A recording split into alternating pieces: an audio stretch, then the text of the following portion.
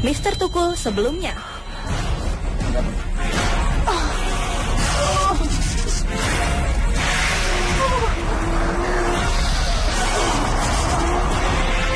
Mr. E dan Jesse Costa mendapat serangan energi yang sangat kuat dari sosok penghuni di belakang rumah ini. Hal tersebut membuat Mr. E harus segera melukiskan sosok pelindung yang menjaga tempat ini.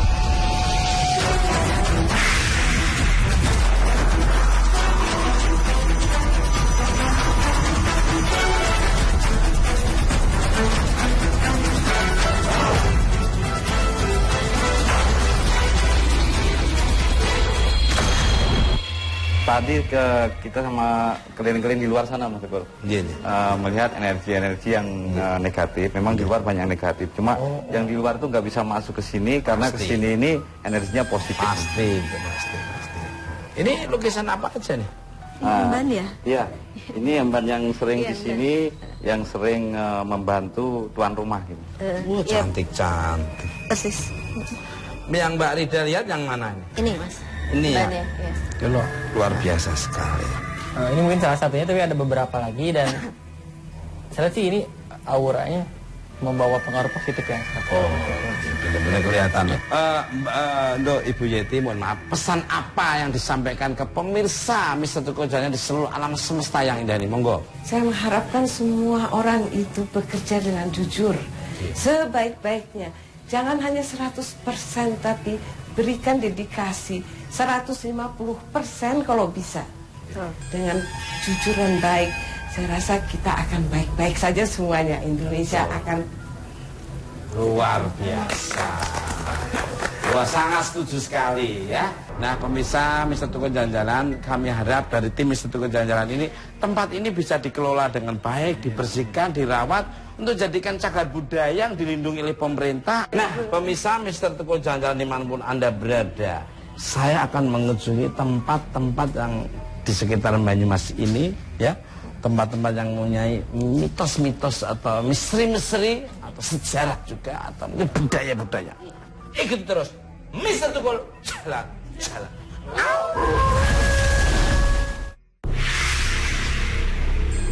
Jika berkendara dari Yogyakarta ke arah Purwokerto, tepatnya di wilayah Krukut, Banyumas, kita akan menemukan fenomena yang tak lazim. Hampir seluruh warga desa berjejer di pinggir jalan untuk mengharap rezeki dari pengguna jalan yang melintas. Uniknya, hal ini sudah terjadi puluhan tahun dari beberapa generasi. Hal ini merupakan masalah sosial yang memang harus dihentikan. Selain mengganggu pengguna kendaraan, tentunya akan membahayakan jiwa mereka sendiri. Sudah beberapa kali himbauan dan penertiban dari aparat pemerintahan sepertinya tak digubris oleh mereka. Ya, jadi kegiatan penertiban itu rutin dilaksanakan oleh Satpol PP Kabupaten Banyumas dalam rangka menertibkan peminta-minta yang ada di wilayah Pagralang. Pada tahun 2013 terjadi kecelakaan yang merenggut belasan korban jiwa. Sehingga Pak NKT mengeluarkan rekomendasi, salah satunya adalah menertibkan para peminta-minta yang ada di wilayah tersebut.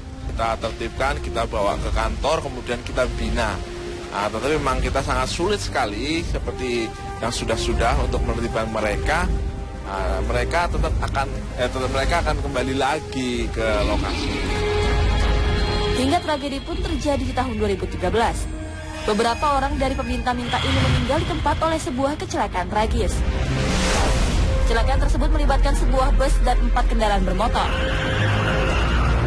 Naasnya semuanya masuk jurang sedalam 50 meter di areal yang dikenal sebagai jalur tengkorak ini. Namun kejadian itu pun tak menyurutkan para peminta-minta ini menghentikan aktivitasnya. Bahkan terik, hujan, dan gelap malam tak menjadi halangan yang berarti bagi mereka. Karena ada semacam keyakinan ketika memberi atau melempar koin di situ, perjalanan mereka akan selamat seperti itu. Entah hujan, siang, malam masih tetap bertahan di situ. Saat tim Mr. Tukul terjun ke lokasi, tim pun sempat melakukan dialog dengan salah satu dari mereka. Sebenarnya para peminta-minta ini tergolong masyarakat mampu dengan mata pencaharian layak. Ada motif lain bagi sebagian warga desa hingga rela berderet berjam-jam menunggu lemparan uang dari pengendara bermotor. Kita kan setiap hari apa, Bu? Kerjaan ini pun? Rumah tangga gitu. Jualan apa, Bu? Sayuran. Ini berarti apa? Ada berkahnya itu Mas Siti.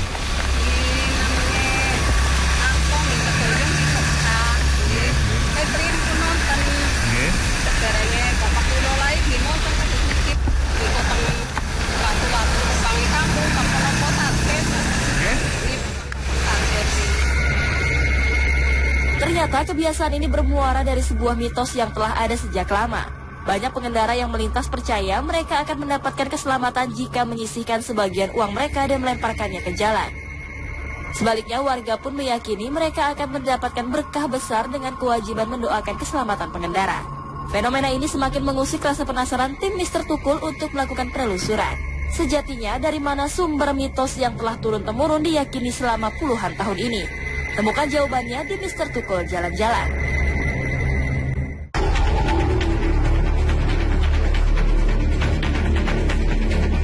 Nah, pemirsa Mr. Tukul Jalan-Jalan dimanapun Anda berada dari dunia nyata maupun dunia gaib di seluruh alam semesta yang indah ini. Saya masih bersama tim Mr. Tukul Jalan-Jalan yaitu Mas Ahmad, Mr. I, dan Yesi serta Mbak Rida. Sekarang saya berada di lokasi Desa Pager Alang, Kecamatan Kemeranjen, Banyumas. Nah, ini ada fenomena yaitu yang menarik sekali. Sepanjang jalan ini, Krukut ini, desa ini, konon ceritanya banyak warga yang menjadi peminta-minta. Konon katanya ada hubungan dengan hal mistis. Ini mungkin Mas Ahmad bisa menceritakan apa yang terjadi ini. Saya merasa sih mungkin ada hubungannya dengan kecelakaan yang terjadi di sini, Mas Tukul. Iya, mungkin sugesti seperti itu. Orang pertama misalnya ngasih uang, lalu kalau nggak ngasih saya kecelakaan kayak gitu-gitu. Kalau misteri coba. Ya Mas Tukul, memang kalau saya lihat ini ada aura yang gaib yang sering umpama orang lewat ke daerah jalan ini keadaannya ngelamun atau tegang. Ini ada yang nyapa gitu Mas Tukul. Akhirnya dia bingung sendiri, nabrak gitu. Kalau saya sih cuma merasakan kayak energi gitu aja sih. Kuat banget sih sepanjang jalan ini. Halo Mbak Rida ini. Kalau aku sih Mas, ini energinya besar. Jadi dari sosok astral yang besar. Jadi kalau kita melewati medan energi ya Mas ya? Iya, mungkin itu ya. Jadi bila mana kita melewati itu seperti kuping itu pengang Mas. Nah, pemirsa sepertinya kita penasaran ya untuk lebih detailnya apa yang sejarah yang bisa sampai hal ini terjadi di jalan ini. Kita langsung ketemu sama kepala desanya saja. Gimana nih? Oke. Yuk Mas, kita ke sana.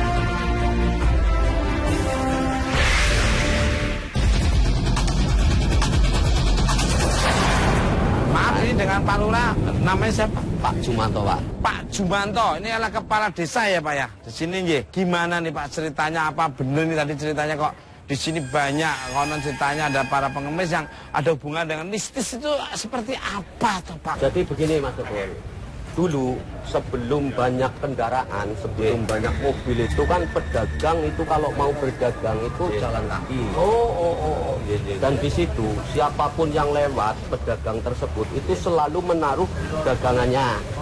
Nah, anggapan dari mereka itu biar dapat berkah, penglaris juga yang lain seperti itu. Nah, majunya zaman kesini, di situ setelah banyak mobil, angkutan dan lain sebagainya, setiap angkutan juga punya anggapan seperti itu, selalu melempar duit pada pas tapal batas desa, pada pas wates tersebut. Kemudian itu berkembang, dan terus-menerus sampai siapapun yang lewat di situ itu minta berkah, keselamatan dan lain sebagainya dengan cara melempar uang. Dan kalau tidak sampai melempar uang para pengendara itu akibatnya pernah terjadi, Pak. Yang tidak buang uang di situ itu kepercayaan mereka, mitos mereka itu yang tidak buang nanti akan terjadi kecelakaan seperti itu. Emang pernah Pak terjadi kecelakaan? Belum ya? Kalau nggak melempar itu pernah terjadi nggak? Yang terakhir itu kapan? Kecelakaan yang paling fatal kemarin terjadi pada tahun 2013 menjelang Lebaran. Dan di situ ada bus dari arah utara dan ada mobil sedan dari arah selatan itu benturan dan sampai terseret ke jurang. Dan itu tidak hanya mobil sedan dan bus, itu termasuk 4 sepeda motor terbawa ke bawah. Dan korbannya itu mencapai 17 orang meninggal di tempat. Kabarnya apa memang dari supirnya itu apa karena memang nggak ngasih itu Mas? Melempar uang itu atau maksudnya disinyalir pada saat itu kejadiannya seperti itu nggak Mas? Memang karena bus itu dari utara mungkin kenceng, saking kencengnya dan mungkin di situ tidak melempar uang, Mbak. Oh iya. Pernah terjadi apa nih? Diadakan penertiban. Diadakan penertiban juga pernah terjadi, Pak ini. Itu pernah begini. Jadi begini. Pas Lebaran yang dulu itu pernah diadakan razia. Jadi mereka yang di situ itu dibawa ke kantor Satpol PP. Bahkan saya pernah mengambil dari kantor Satpol PP karena itu adalah warga saya.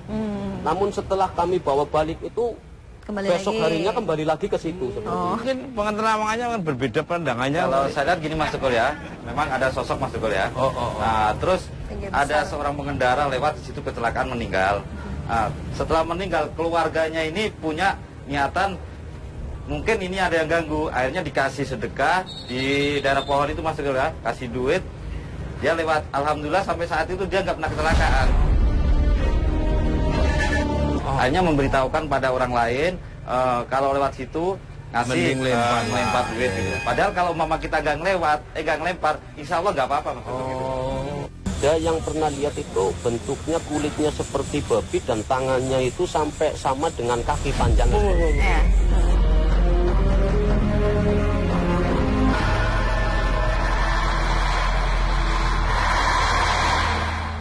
Maaf Pak, kita mau nanya ini. Yang dianggap mistis itu yang di sebelah mana dan sosok apa yang pernah warga ceritakan kepada Bapak Kepala Desa ini? Ya. Itu ada 2 tempat, satu di tapal batas desa yang dikenal orang sini itu Wates, yang kedua itu di pas pohon beringin. Gimana ini? Mister I mungkin bisa menelusuri sana? Saya mengeksplor sana sama Mbak Jessi, Mas. Kalau begitu saya doakan, kalau ada apa-apa tanggung jawab sendiri ya. Amin, siap Mas. Oke, silakan. Ya, sama Mbak Jessi. Nah, pemirsa Mister Tukul Jalan-Jalan, Mister I dan Mbak Yesi akan menelusuri apa yang dikatakan Bapak Kepala Desa ini, yaitu jadi tapal batas ini. Nanti apa yang akan terlihat, apa yang akan diceritakan oleh Mister I dan Yesi. Gitu terus. Mister Tukul Jalan-Jalan.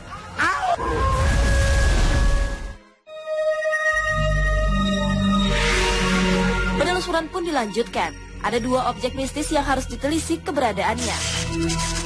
Sebuah tugu tua bercorak kuno sebagai simbol batas desa dan titik kecelakaan yang sering mengakibatkan hilangnya puluhan korban jiwa. Di sekitar 2 areal inilah pengendara harus melemparkan uang demi keselamatannya. Di titik keramat inilah penampakan-penampakan misterius sering terlihat. Sosok wanita sering berdiri terdiam, seolah sosok memperhatikan gerak-gerik pengendara yang melintas. Siapa sebenarnya sosok misterius ini? Adakah hubungan sosok ini dengan beberapa tragedi kecelakaan yang pernah terjadi?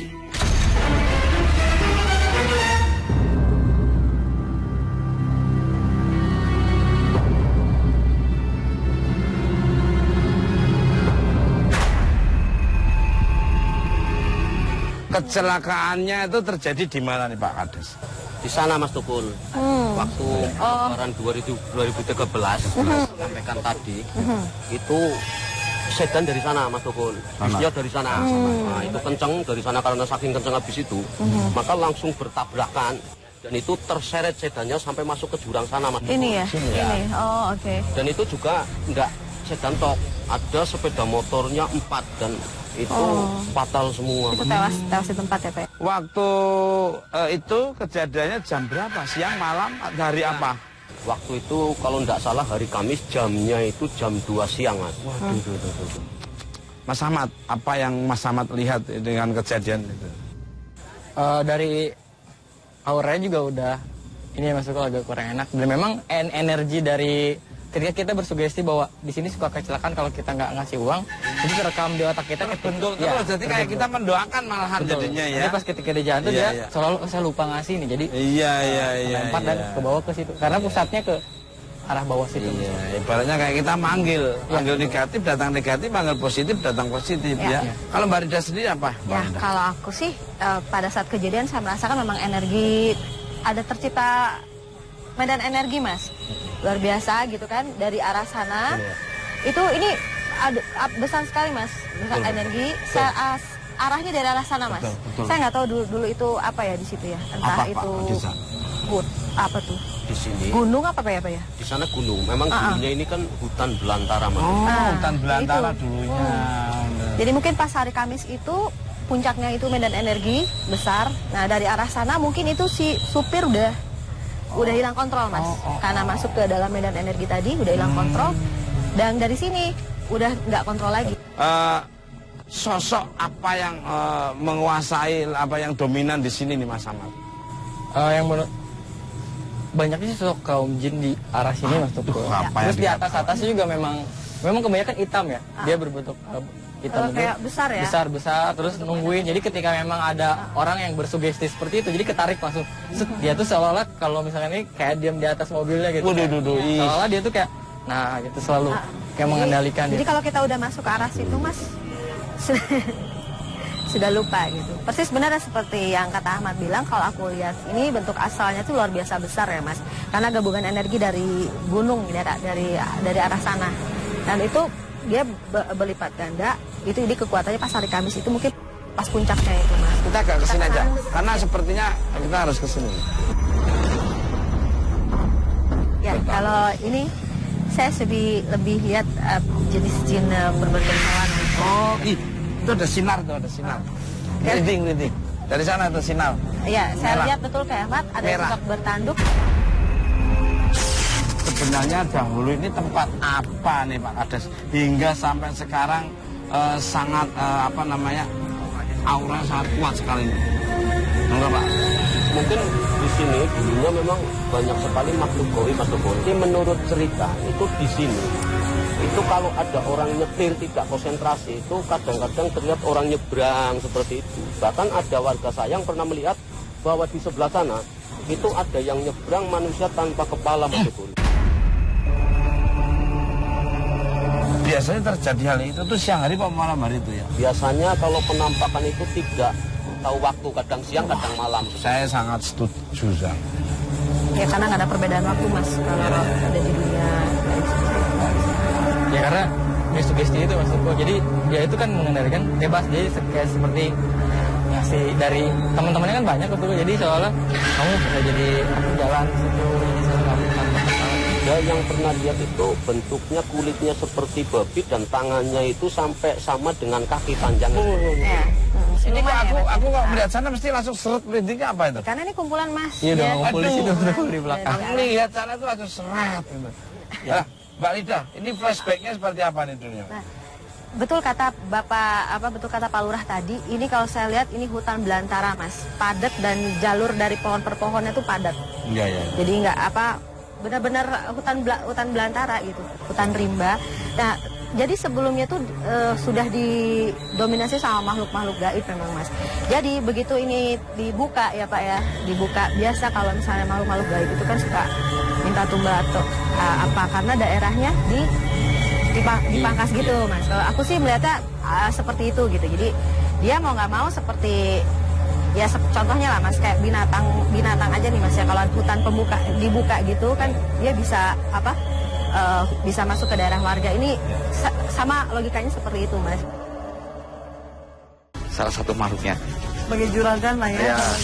Jadi dia yang mengatur di sini, aktivitas di sini, jam berapa sampai jam berapa, ini makhluk yang ada di sini.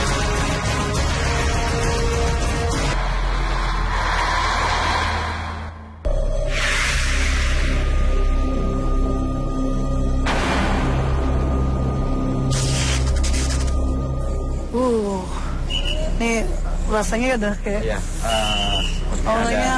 energinya. Oke, pemirsa, sekarang kita udah berada di perbatasan dan konon katanya di sini tuh banyak makhluk yang serem gitu yang sering muncul dan makhluknya itu yang sering minta-minta gitu ya. Dan sekarang kita akan tanyakan langsung ke Mr.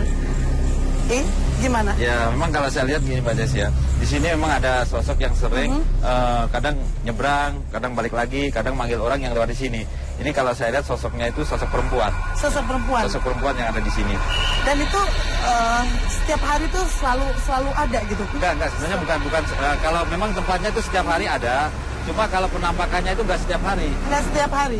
Dikala kalau ada pengemudi atau siapapun yang kendaraan dalam keadaan ngelamun atau tegang, dia pasti akan menampakkan gitu.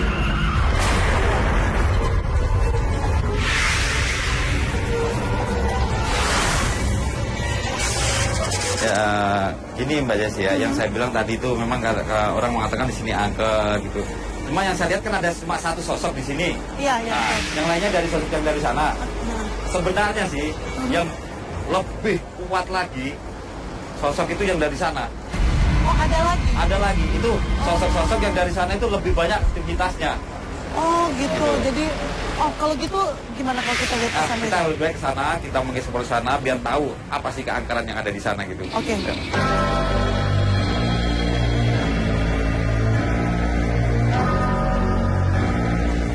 Beda dengan yang tadi ya? Yang tadi, yang saya bilang tadi Mbak Jess ya, bahwa yang lebih angker lagi kan sebelah sini kan. Karena di sini lebih banyak lagi aktivitas daripada makhluk gaib, terutama yang dari sana itu ada lagi banyak. Jadi ini memang lalu lalangnya makhluk gaib yang ada di sini. Di sekitar sini ya? Sekitar sini, makanya di sini lebih angker lagi. Jadi sebelah kiri ini lebih... Sebelah kiri ini lebih kuat lagi. Kalau yang di sana, arah sana, ini kita mau berjalan sekitar 100 meter, itu ada lokasi di sana itu pasar gaib, maksudnya pasar gaib ini. Jadi aktivitasnya itu kalau umpama mulai subuh sampai menjelang maghrib itu nggak ada apa-apa, kosong. Subuh menjelang maghrib nggak ada apa-apa? Nggak ada apa-apa, kosong. Tapi memasuki maghrib ini berdatangan semua. Seperti kayak orang mau ke pasar gitu ya? Ke pasar, berjualan di situ. Nanti semalam lagi, hilang lagi, besoknya datang lagi maghrib gitu. Jadi setiap maghrib aktivitasnya. Ya, mungkin seperti hal manusia aja gitu ya, kayak pasar gitu, aktivitas seperti di aktivitas pasar manusia gitu ya. Jadi adanya pasar, cuma perkampungannya sebelah sana, keliling sana. Jadi dia di sini jadikan sebagai tempat seperti transaksi kayak manusia jual beli, seperti pasar gitu, ramai sekali di situ. Kita lihat ke sana? Oke.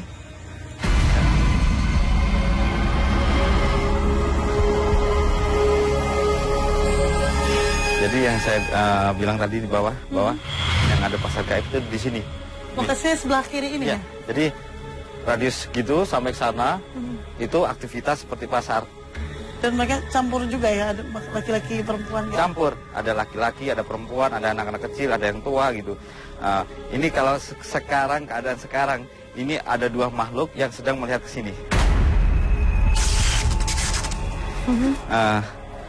Karena apa? Mulai dulu kan, apalagi malam gini, nggak pernah dijamakan gini kan. Dengan adanya kedatangan kita, dia merasa seperti orang kayak ya sebenarnya sedikit terusik dengan adanya kita. Karena dia merasa aktivitasnya yang setiap malam dilakukan di sini merasa kayak terganggu dengan adanya kita. Kita ke sana.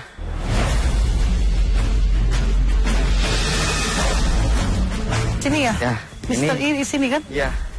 Ini sudah mulai ya. Kita sudah di pinggiran yang saya bilang tadi, pasar gaib itu.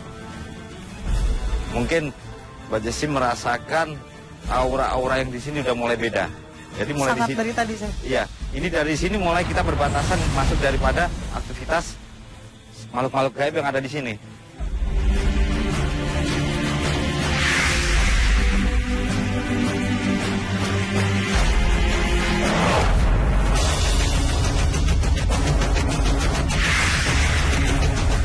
Tadi ada apa sih? Ini makanya saya langsung ke sini. Ini ada sosok bisa dikatakan dia yang seperti kayak di dalam manusia, dia kepala pasarnya dia. Oh. Jadi dia yang mengatur aktivitas di sini, ini salah satu makhluknya. sebagai juragan lah ya. Jadi dia yang mengatur di sini, aktivitas di sini, jam berapa sampai jam berapa. Ini makhluk yang ada di sini. Dia sedang duduk. Nah, gambarannya itu seperti apa ini? Kalau di sini sosoknya laki-laki, tingginya sekitar 2 meter, bentuknya itu badannya gempal. Terus rambut sepanjang segini. Ini penuh dengan rambut seperti jenggot sama kumis di sini. Dia hanya memakai celana pendek segini. Jadi nggak pakai baju, juga sininya nggak pakai apa-apa. Ini hanya celana pendek sini. Dia duduk di sini, diam. Tadi kenapa saya lari ke sini? Dia seperti orang manggil gitu. Ya maksudnya kita ke sini dalam aktivitasnya selayaknya kita izin dulu sama dia karena dia yang punya gitu. Sekarang kita semua ini di tengah-tengah kerumunan makhluk-makhluk gaib. Kita sampai sana ini kita di tengah-tengah kerumunan. Malah di depan kita ini ada yang angkat. Ini ada anak kecil ini lewat. Di sini? Nah, ini pas daun yang bergoyang ini. Ini ada anak kecil yang lewat ini. Nah, ini diam.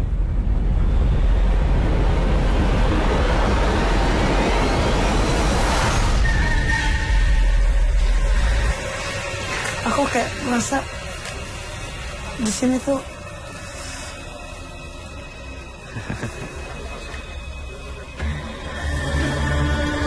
ya, kalau satu sosok yang interaksi ini makhluk ada perempuan yang memakai pakaian Jawa seperti kemben.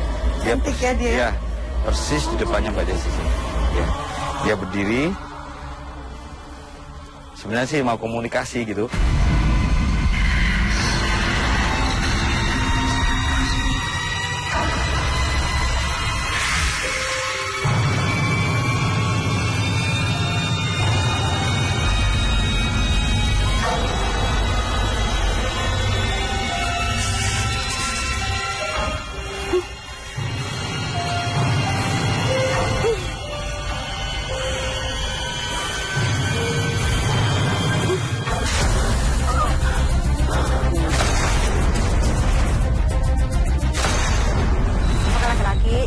Perawakannya lebih kecil tapi kepalanya besar. Kepalanya besar. Potong berarti.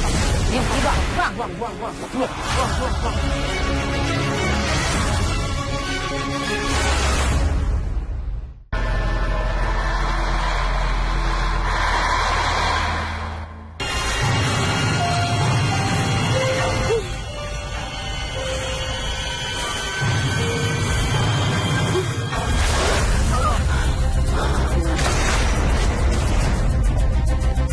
Makhluk itu masih di sini. Jangan tahan dulu. Assalamualaikum. Bisa komunikasi dengan kita. Assalamualaikum. Siapa kamu? Oke. Kamu merasa tekan? Baik. Oke.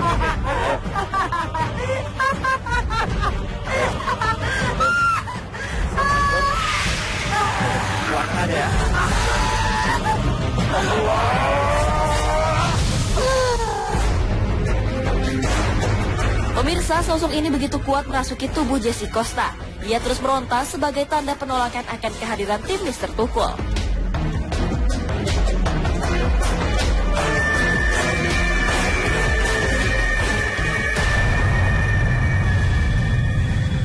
Mana yang dirasakan udah mulai tenang, udah mulai kuat?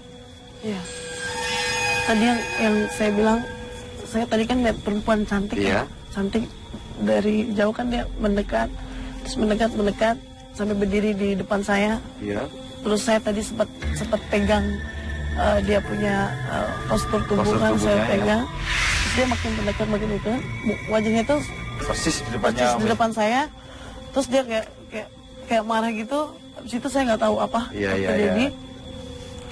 Blank gitu. Iya. Apa? Memang tadi yang dibilang Mbak Jessi langsung blank, itu Mbak Jessi mengalami seperti orang kerasukan, jadi mengalami interaksi yang kuat di situ. Apa wanita tadi tuh apa masuk? Iya, benar. Gini, kan tadi kan Mbak Jessi kan tujuannya untuk berinteraksi dengan wanita ini.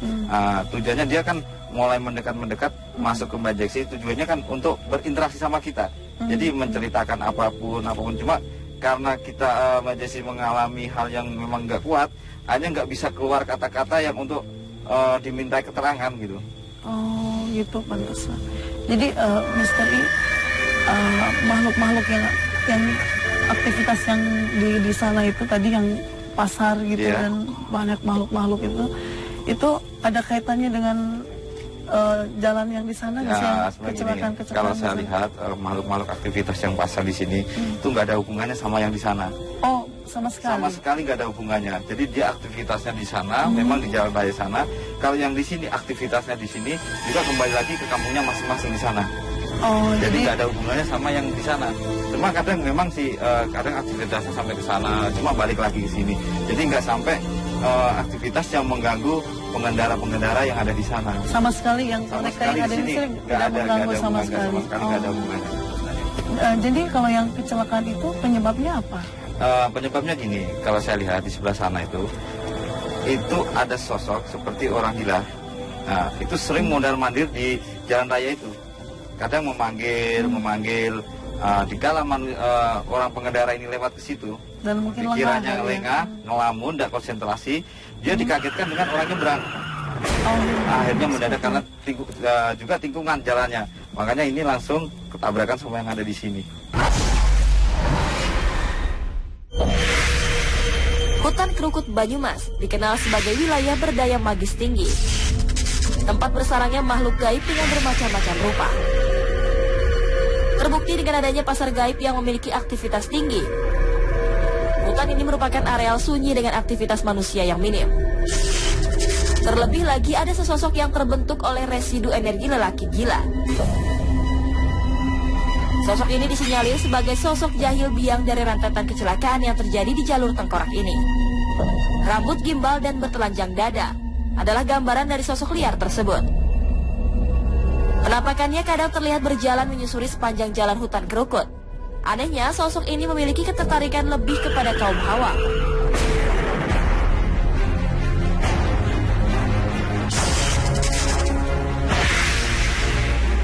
Saya melihat di sini tadi ada, tadi udah pindah lagi, tadi ada sosok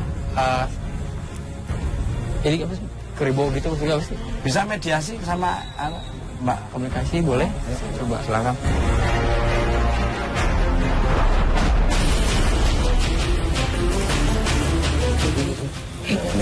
Ini Mbak Ades, ini sosoknya seperti ini. Ini yang mungkin nih kalau kadang-kadang gimana Mbak Rida? Ya kalau saya terjemahkan, ini rambutnya ke depan semua. Rambutnya ke depan semua ya. Sosoknya laki-laki ya Mas. Ya. Sosoknya laki-laki, perawakannya lebih kecil tapi kepalanya besar. Kepalanya besar, kotor. Buang. Iyalah. Biarin aja. Dimakan itu. Saya mau bicara dulu. Buang. Nanti dikasih. Ini dengan siapa? Ya, Mr. Toko Janjalan ini. Ada suara ada jatuh tadi. Agak kurang waras. Oh, pantesan di atas nih. Kasih. Terkeluas.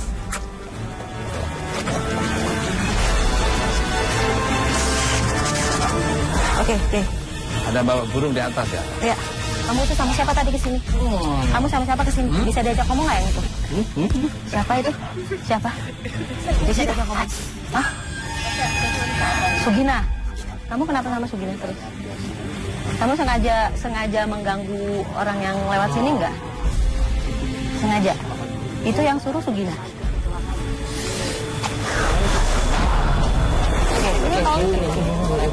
Oke. Sepertinya beliau ini kayaknya patah hati ya masih sama Sugina ini. Sugina ini kayak bunga desa, Pak. No. Sugina. No.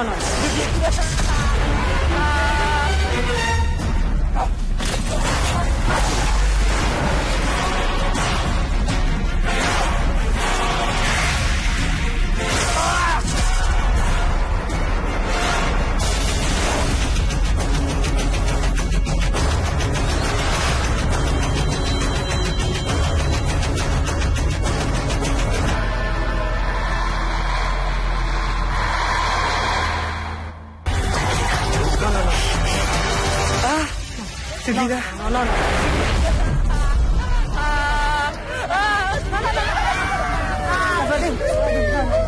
Sabar. Ya. Oke. Ya, nanti dikasih. Ya, nanti dikasih. Sabar dulu. Ya, jangan, nanti dikasih. Kasihan lah. Ya udah, ditransit. Soalnya lapar banget ini. Ini nafsunya nggak jelas.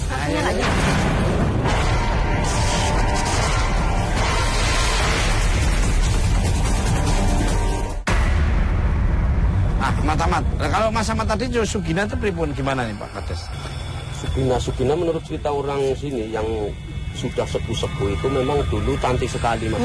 Bunga desa kan. Dan itu termasuk korban dari kecelakaan di sebelah pohon beringin ini. Oh alah. Kembang desa sini yang pernah jadi korban kecelakaan di sini. Nah, Ahmad mau ceritain. Ya, saya tadi sama yang orang gila itu, dia tergila-gila itu karena mengejar cinta Sugina itu. Jadi ketika memang beliaunya kecelakaan, sini kan dia gila, sering ke sini dan akhirnya dia juga meninggal di sini sama. Dia melihat karena Sugina lagi jalan, Sugina pas lagi jalan tabrak sama cowok. Mobil itu apa? Bak pick up warna putih yang lampunya itu bulat. Tabrak pinggir kepalanya langsung bocor. Betul, jadi kecelakaan itu sudah lama sekali Mas Ogol. Itu sekitar tahun 80-an. Ya, soalnya mobilnya lama ya Mas ya? Iya, mobil lama saya. Jadi kacanya juga bulat ya. Ya, kalau saya lihat sih energinya seperti itu Mas. Saya tadi lihat Ahmad ini, sosok laki-laki ini dia sebetulnya korban ya. Saya lihat korban, makanya dia itu kenapa Mas sebetulnya dia bukan menggoda atau mengganggu orang-orang yang lewat sini. Dia mau mencari si Sugina itu karena mungkin pada saat dia meninggal kondisi tidak waras.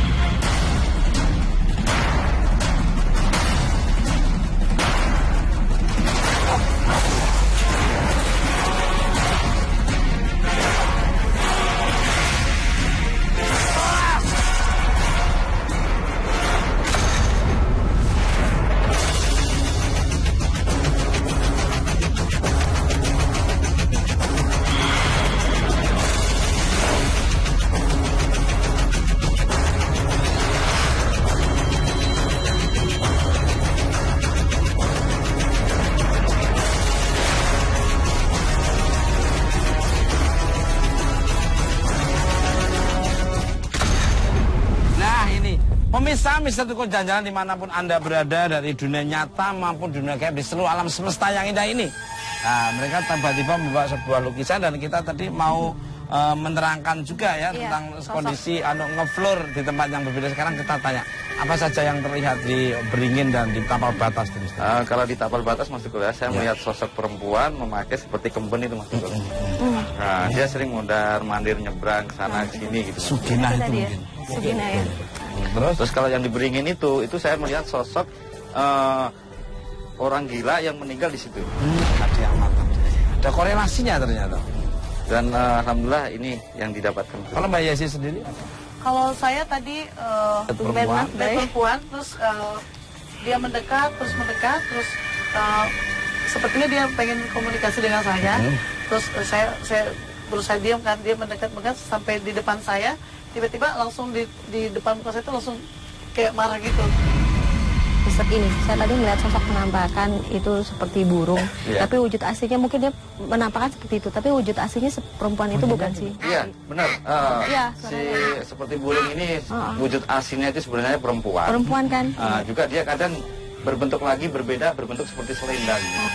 Nah, kalau lukisan ini Mas Mister ini? Ya. Ini lukisan sosok yang orang gila yang meninggal itu maksudku.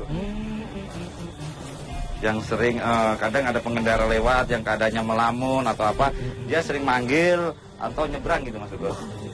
Luar biasa sekali ini. Ini Mas Ahmad yang Mas Ahmad tadi. Pak Kades benar seperti ini sosoknya. Kalau Mbak Rida? Ya betul Mas. Betul, ini rambut semua. Nah, pesan buat Pak Kades kepada para pengemudi atau warga sekitar sini gimana? Monggo.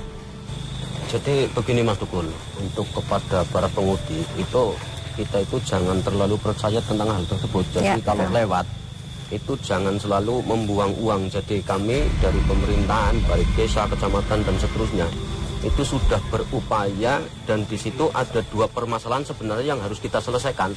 Yang pertama adalah yang buang Mas Dukun. Logika kita, kalau ada uang geletak di tepi jalan, yang tidak mau mungut itu siapa? Kalau memang di situ tidak ada yang buang, otomatis yang mungut itu akan tidak ada. Luar biasa. Berhenti dengan sendirinya seperti itu. Betul, setuju sekali. Mungkin ada ya Mas Ahmad, ada nambahin? Kalau saya ada 3 hal Mas Tukul. Yang pertama memang sedekah itu wajib, tapi kalau bisa jangan di tempat ini, di tempat lain dulu. Yang kedua berdoa dulu sebelum berangkat.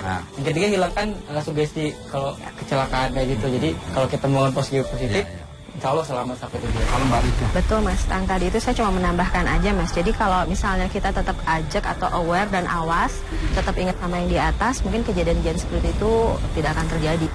Kalau Mr. I? Ya Mas Tukul, jadi untuk pengendara yang di sini lebih baik satu, kalau melewat lewat sini hati-hati, jangan sampai ngelamun, banyak berdoa aja. Nah pemirsa, Mr. Tukul jalan-jalan dimanapun Anda berada, dari dunia nyata maupun dunia gaib di seluruh alam semesta yang indah ini, ambil sisi-sisi positif dari tontonan Mr. Tukul jalan-jalan. Yang negatif jangan diambil. Kekuatan yang tidak bisa tertandingi, kekuatan dari Allah Subhanahu wa Ta'ala, Tuhan yang Maha Esa. Tunggu kehadiran Mr. Tukul jalan di tempat yang berbeda, yang ada budayanya, mitosnya, misteri dan mistis. Ikuti terus Mr. Tukul jalan.